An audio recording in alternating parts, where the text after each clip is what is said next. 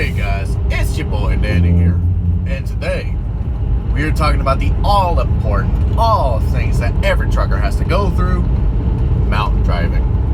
And honestly, like mountain driving, depending on where you're at, sorry, I got something caught in my throat. Tried getting it out before I recorded. Mountain driving, every trucker's got to go through it, especially if you go more out east, like the Tennessee area and the Rockies.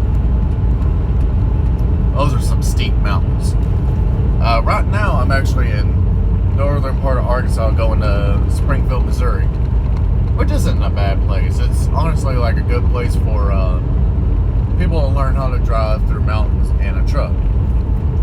And really, a lot of it is just common sense. Don't go too fast going down, because if you go too fast, you're basically kind of like a speeding bullet and gravity's taking over. You might be able to eventually stop, but you're not going to be able to take turns like you would in a car or a small truck. That's pretty obvious. You would think I wouldn't have to say that, but you would be surprised. Go lower going down hills. You'll want to put it into like a lower gear than what you went up with, or alternatively you can put your cruise control on and it's going to automatically like do the brakes and stuff for you. So sometimes what I do. But whenever you're going downhill, slow and steady wins the race. And whenever you're going uphill, depending on how steep it is and how your truck is made, you either are going to be not really struggling, but working to get up there, because it's just a lot of weight back there and your truck's pushing a huge amount just to get up the hill as quickly as possible. So you're more likely going to be going up a slope, kind of slow. And if you get below, I think it's like 45, you have to put your flashers on, which is just standard. You'll probably see a bunch of trucks have their flashers on whenever they're going up a hill anyways. It's pretty standard. Just means, hey, I'm going to be going up here kind of slow. You can go around me if you're able to. But otherwise, you can just kick back and enjoy the ride with me. That's also fine. That's kind of the main thing. So just go down the hill slow. Don't go down it like you would in a race car. This is not going to fly, because a lot of these hills have some very, very, very tight turns. And if you're going down them super fast and your brakes aren't able to keep up, you're going off the ravine. You may or may not survive.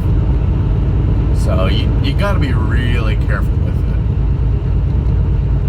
Also, before I forget, because I just kind of remember this, because this happened at the last trucking company I had, don't ride the brakes too much, because if you ride them too much and they get hot, they will fail on you.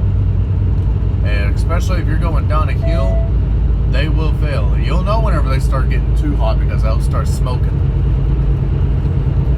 Whenever that happens, just kind of let off a little bit, get to a place to where you can let them cool off for a little while. I don't know exactly how long it takes for them to cool off. It never really happened to me. I just saw it happen to another person in front of me whenever I was going down the hill in one of the Carolinas. I don't remember. I think it was South Carolina. Might have been whichever one Charlotte's or Charleston is in. That's the one. But yeah, don't ride brakes going down. What you'll do is you will have like a little gear shift on the side of your steering wheel if you're an automatic. If you're a standard, that's a completely different subject. You can just manually put it into which one you want. I don't have a manual transmission endorsement on my CDL. I've been meaning to go back and get one. I just never really got around to it, because I don't feel like redoing the entire test just to have one little thing put on there. Man, my allergies. I'm so sorry. My allergies are killing me. But yeah, on the side of your steering wheel, you'll have like a little where you will put it in between either drive, neutral, or reverse. Move that one down like a certain amount, and it'll be like gear 1, gear 2, gear 3. Those are the ones you'll use for going down a hill.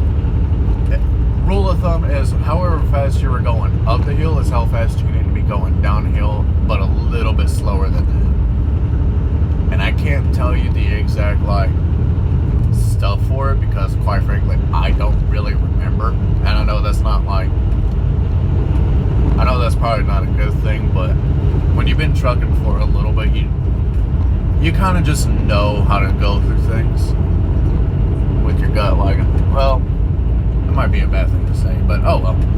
It's already out there, I'm not taking it out. But yeah, just the main thing, don't go down as super fast. You're not in a sports car. Because if you do, they may not find your body in time. Trucking is very dangerous. We are constantly making like little calculations in our head and constantly having to make sure that we don't die or kill somebody. That's the sad truth, but quite frankly, that's just how it is. We could easily die one day, and someday we will.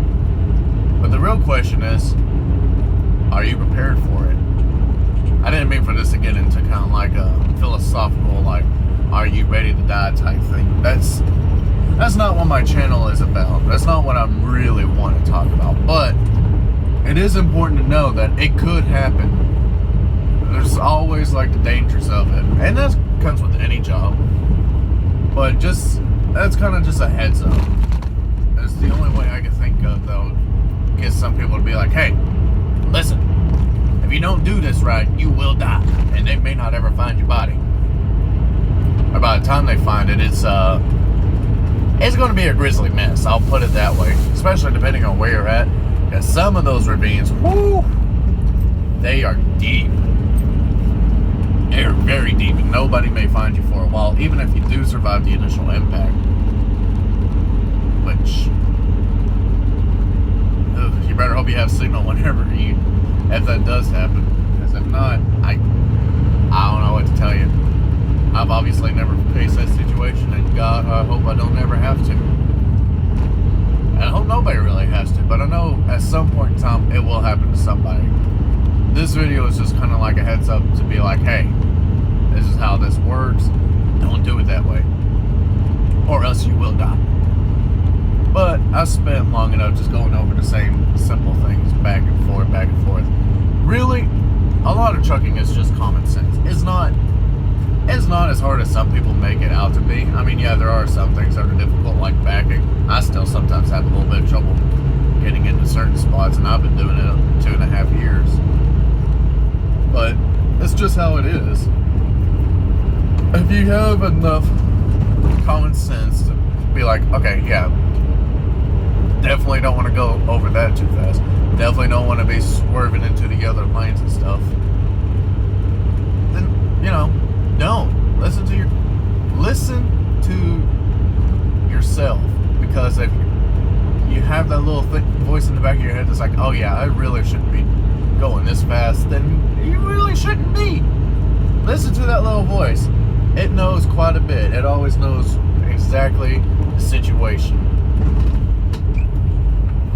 But that is all I really wanted to talk about today. I'm sure I'll think of something else here in a little bit and make a video, but as for now, that's really all I wanted to talk about. I will see you guys in the next video. Goodbye.